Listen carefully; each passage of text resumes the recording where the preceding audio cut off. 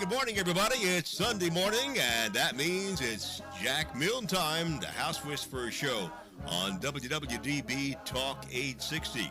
Stay tuned for expert advice about maintaining your house from the roof to the basement and everything in between, featuring professional home inspector Jack Milne, who tells us that every house has a story. I'm Barry Reisman. I was going to say I'm Jack Milne. I'm Barry Reisman.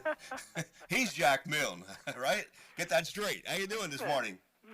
I'm great, Barry. How are you, sir? I'm terrific. Well, this is a segment I always like, and I guess this is number 9, and it's I delve into the email box, and it's really cool. I get these letters because, as everybody knows, I'm pre-recorded, so I don't have an opportunity to take phone calls. But that email box, I get a lot of great questions. A lot of these folks actually, pick up the phone and we communicate with each other to help them through some of their queries. But again, I think I touched on the email box a couple months back. So I thought it was time to do it again because our seasons are changing. And I try to be really timely with the show and think about what's coming up. So, but before I start, I read an article in the Inquirer just a couple weeks ago that said that August sales slid 4.8% due to tight supplies and raising prices. July had the most sales in more than 8 years. Wow. So what they're saying is that solid job growth and low mortgages have boosted sales 6.2% over last year. And as a home inspector, I can absolutely tell you that this year was much busier than last year. And I found this surprising. The prices rose 4.7% since last year, which is more than double the increase of average hourly pay. I don't like that part too much because I think we're all, we should be getting paid more for what we do. But it seems like the prices of housing is rising.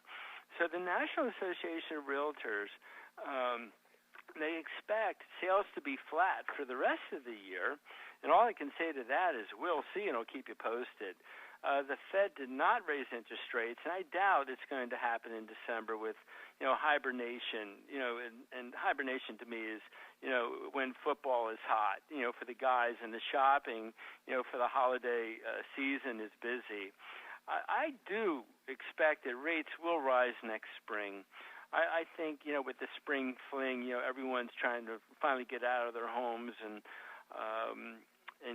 get ready for the celebration of sun and spring. But I do find that prices for homes tend to drop when the temperature drops. So if you really want a house, look around, set your price, and then hold on. So before we start with the email box, of course I want to thank the sponsors. Because as you all know, without them I wouldn't be able to chat with you today. So Bucksmont Inspections, I bring these folks up every week, and God bless them. Rob Bowie, excellent individual. He designs, he can repair and test your on-site sewage system. So he's at BucksmontInspections.com. He is located out of Sellersville, Pennsylvania, and his phone number is 215-669-4213. Barrow Exterminating out of Glen Olden, Pennsylvania. Termite and radon testing. I'll tell you what, these guys are thorough. And, man, as a home inspector, I always tell my clients that as inspectors, we cannot test for wood-destroying insects. The termite inspector cannot talk structure. So when we're together, we all have a good conversation. I always feel that that's the best way to help a client. So 610-586-5640 is their phone number, and burrowexterminating.com is their website. Pest Blaster out of Hamilton, New Jersey, but they service a large portion of Tri-Counties area. Mike Canner, excellent individual. He's very good at radon testing, mold evaluation and testing, wood-destroying insect inspections, as well as pest removal. So you can reach out to Michael at 215-295-5555. And their website is pestblaster.com, so real easy. speaking of easy, brainflushgear.com, it doesn't get any easier than that one. And a couple years ago, they actually did get an email, which is contact@brainflushgear.com. So just like a lot of these new companies, there doesn't seem to be a phone number, but a way that you can reach out to them, and they in turn will respond to you. So anything that's kind of eclectic, and that's what I like about them, they'll put it together to you. They'll go back and forth. They'll design it, and before you know it, you're wearing it.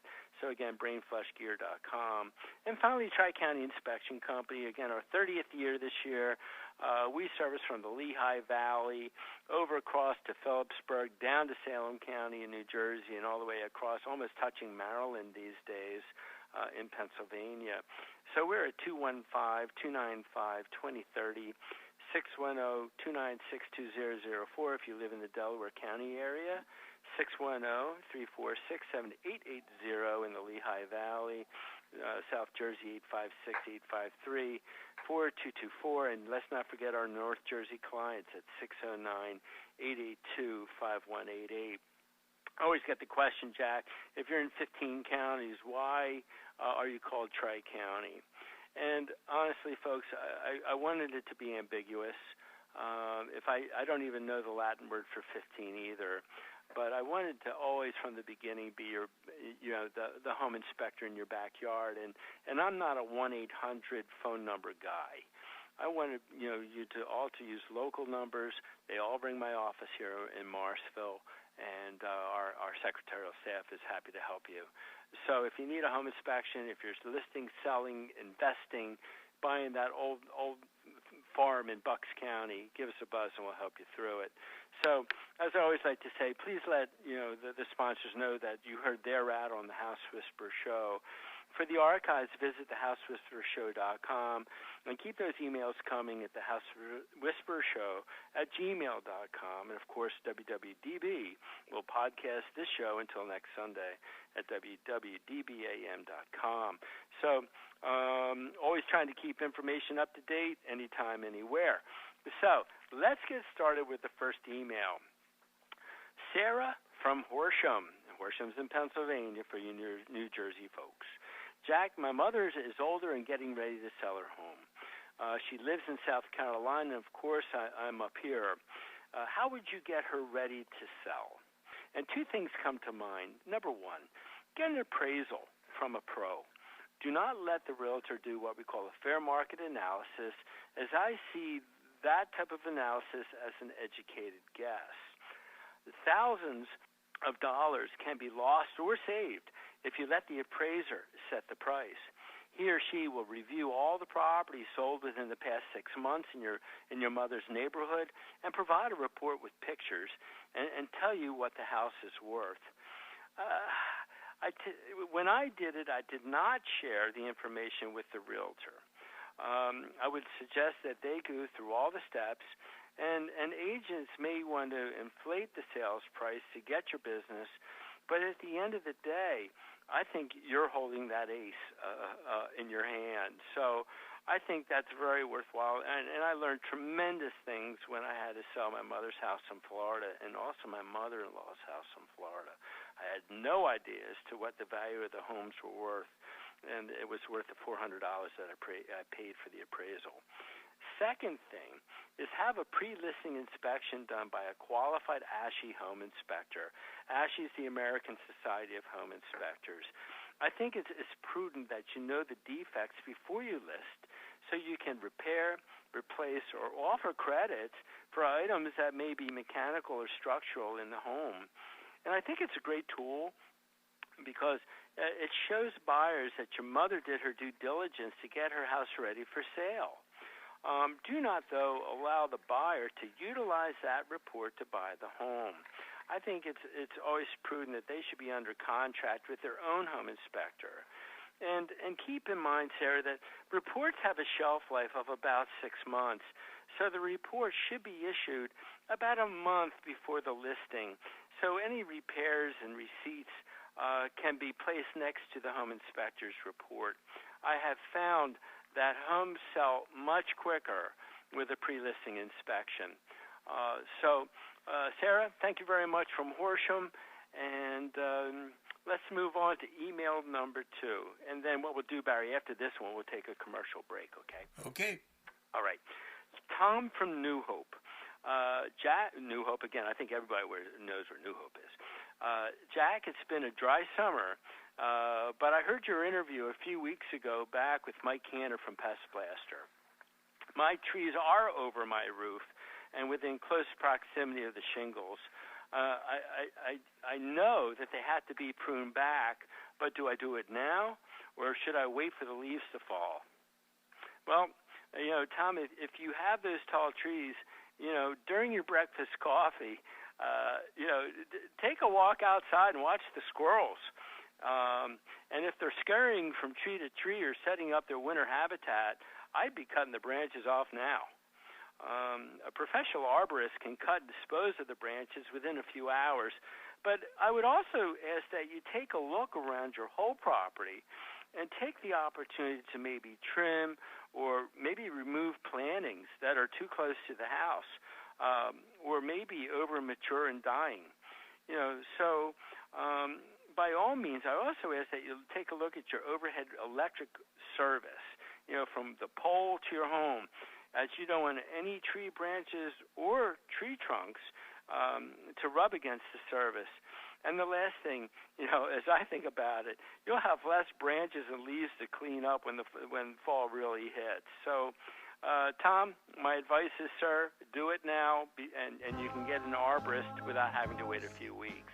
So, Barry, he's at the controls. Why don't we take a break real quick, and we'll come back, and we're going to hear from Jason from Mullica Hill. All right, we're in the email box, and you're listening to the House Whisperer Show at WWDB, and we'll take this quick break with some very important messages and be right back.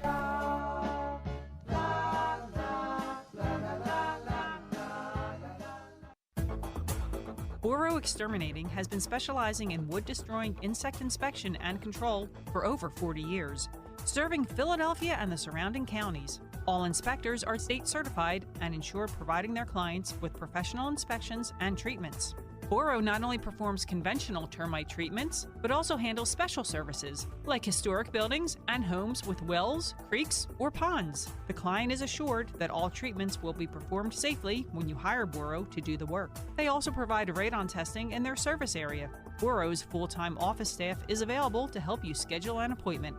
Just call 610-586-5640 or send an email request to boroinspects@verizon.net. That's 610-586-5640 or email at boroinspects@verizon.net.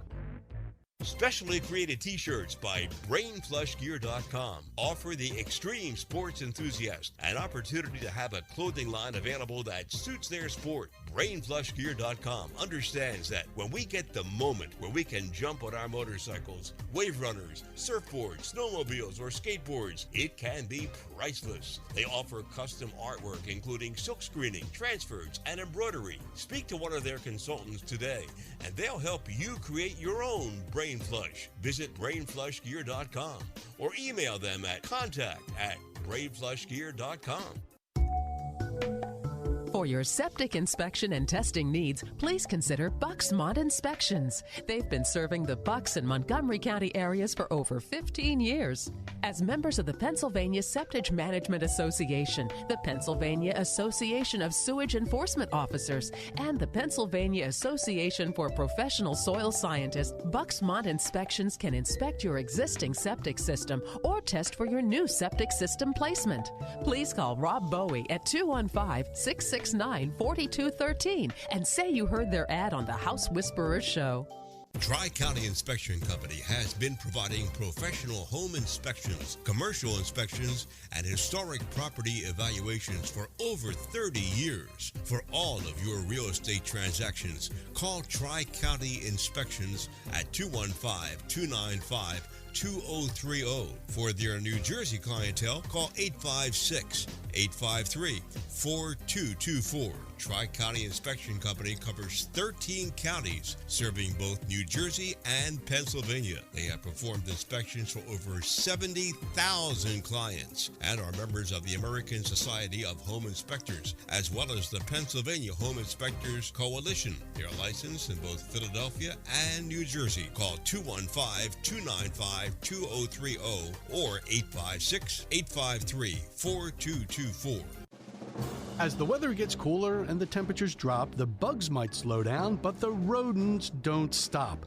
Mice and rats begin to invade homes during the fall and winter months, looking for food, warmth, and a comfortable place to nest. Don't wait for pesky rodents to invade your home. Fight back.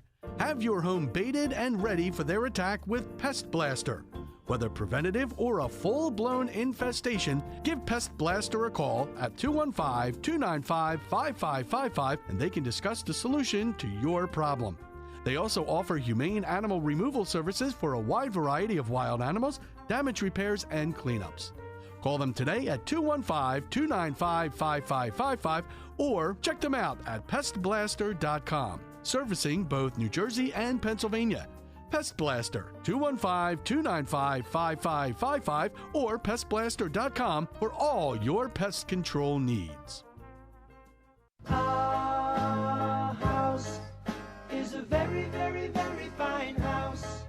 Okay, we're back with Jack, and Jack is visiting the email box today. And Jack, let's pick it up with the next email. Well, thank you, Barry. At the beginning of the show, we had Sarah, who's got a mother in South Carolina that needs to sell her home. So I said, get an appraisal and get a pre-listing inspection. Tom from New Hope has overhanging branches, and I advise him to cut them down before squirrels make a habitat in his home. So next is Jason from Mullica Hill, New Jersey. Jack, I moved from Philadelphia to the country last year. I have well water and on-site sewage. The backwash from the softener runs through my foundation wall onto the grass, which is slowly dying, and I keep filling that rut. I know I can't put the hose into my sewer line. Do you have any options that you can think of? Yes, Jason, I do. So, Jason, my suggestion is create a dry bed. And everyone says, what's that? By digging a 36 by 36-inch box and 2 to 3 foot deep, what you can do is run the hose down your foundation wall, under grade, and into about the middle of the pit. You can use PVC products, and just make sure that you don't have to be at frost line, but I would suggest that, again, 1.5 to 2 feet deep is best. 3/4-inch stone will fill the dry bed, and you want to fill it up to maybe 6 inches of your lawn. Make sure that the discharge line is not blocked by any of the stones, and I would suggest that you add felt paper, or you may have heard of felt paper is used for roofing, guys, or landscaping fabric, which most of us are familiar with, and put that over the stone, add your dirt, and if you cut your grass, when you started your opening with a square mouth shovel, now essentially you have the sod, which is still your lawn, and go ahead and frame it in the opening that you've just made, water well, and then your problem solved. And Jason, absolutely, you're right that the last thing that you want to do is put the backwash water that is laden with salt and put it into your on-site sewage system because that will absolutely affect the bacterial growth that's in that holding tank. So, Jason, thanks for the question. And if any of you need help along this line, I just gave you the answer. Think of a dry bed. Next, the fourth email is from Helen from Skillman, New Jersey. Jack, my roof is 23 years old.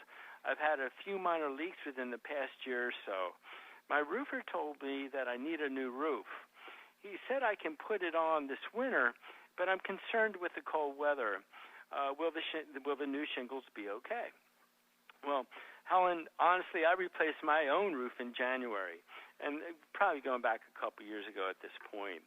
Most roofs can be replaced within 2 days. Weather does absolutely have an effect, but a reputable roofing contractor will not remove your old shingles without protecting any exposed areas that are not completed by the end of the first day.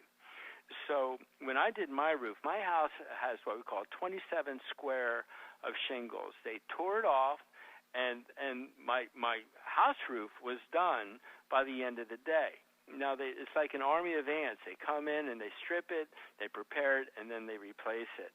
They did have to come back the next day for me because I have a detached garage that I had done at the same time. So no roofs will be installed if the future is calling for rain or snow. But what I like about a winter application is that a roofer is always available in the winter, but hard to find in May, June, or July, when the rains really come, because after a harsh winter, everyone's roof is now leaking. So I agree with the roofer.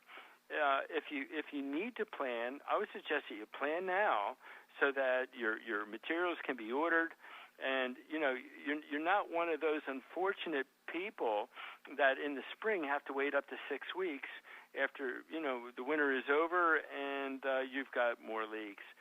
So I would ask, though, that while the roofer's available, that you go over some ventilation improvements because a little reminder for everybody who's out there, those who have snow on their roofs the longest this winter are those who have attics that are properly insulated and ventilated. So if you're one of the neighbors in the neighborhood that is the first to have your snow come off your roof, talk with an insulation contractor. So number 5. Barry, I have a few more minutes. Am I right? Oh, yeah, we're good. Awesome. Okay. Because I wanted to save this one for last because I think it affects us all. Terry lives in Center City. Jack, I'm selling my home, and the buyer's inspector mentioned that I have an orphaned water heater. What is that? Well, Terry, when we're replacing our older furnaces with high-efficient, draft-inducing, condensing furnaces that vent to the outside, you got that, folks? We tend to orphan the water heater. So we used to use a chimney for not only the water heater but also our older furnace. The flue is designed to serve 2 fossil fuel burning devices, and now we only have one. And the one that's left has an undersized flue, so your flue gases from the water heater will not properly vent to the exterior. Now, of course, what's in our flue gases? Carbon monoxide. Now, I don't understand why heating contractors are updating the equipment without advising the homeowner that they need and must, and that's a bold word, must do the water heater too. Maybe they're afraid that they don't have the money at this point, or they may lose the sale because they're trying to upcharge for an additional service. But folks, at the end of the day, if there's not enough BTUs, which British thermal units, going up that extended and expanded flue, your carbon monoxide will absolutely come back down into your home, which can affect our health, and in worst case scenario can put you into the deep sleep. So for those of you who have a new furnace, please go back downstairs, and if they have capped off the flue for the old furnace and you only have the water heater now venting into the chimney, you only have 2 options. One is to update the water heater. Cost-wise, for the water heater out of the box is about $1,200 to $1,300, depending on size, and then you're going to pay about another $350 to $400 for the plumber to do all the connections and to vent it to the exterior. Your second option is that you have to put a chimney liner designed for the size of the flue of the water heater, be it 3 to 4 inches, so that it will properly draft. What's ironic is that the cost of the flue liner is just about the same as the replacement of the water heater. So as I see this on homes I inspect, I try to advise my clients, even if you have to put a few dollars into the bin, update the water heater. And I think one of the hidden benefits is that you get to now remove that metal chimney that's been poking through your roof for the last 15 to 25 years. So this way you have a nice clean roof surface. You have a penetration through the roof that won't leak as either the roof gets older or as that chimney gets older. And you're going to have much more higher efficient equipment. So, folks, that's a really important one. I always try to save the best for last, so I'm glad I had enough time for the show to cover that. But very important. And at the end of the day, with the new water heaters, they're much more efficient than what you had 15 years ago. So I always tell my clients to adjust the thermostat to suit family needs. If you're using a lot of cold water to tone it down, of course, turn it down. I think by mid-October we tend to raise our thermostats a little bit more. But keep in mind, when you put that thermostat on the word hot, it should actually be the word scalding, which can affect the health of your children. So every time you raise that thermostat up one letter or slash, that's a 10-degree increase in temperature. So if you're using a lot of cold water to tone the temperature down, of course, turn it down. And please put a carbon monoxide detector in the area of your equipment, because if it goes off, you have an issue. Electric water heaters, guys, the Obama administration has now changed the requirements for electric water heaters. You can no longer buy an 80-gallon electric water heater. The maximum now is 75 gallons. So for that family of four, you can't find that 80-gallon water heater. Because of the changes, the cost of an 80-gallon water heater out of the box has gone from $800 to $1,400. So once again, our government has gotten involved. And I don't know for the good or the bad, but the water heaters were insulated in the 90s from a 5 to an 8 R factor. I'm curious to see what these new ones are going to be and the cost savings involved. So as it is Sunday, folks, please spend time with friends and family. Again, please send me your emails to thehousewhisperershow@gmail.com. And I look forward to talking to you next week on the show.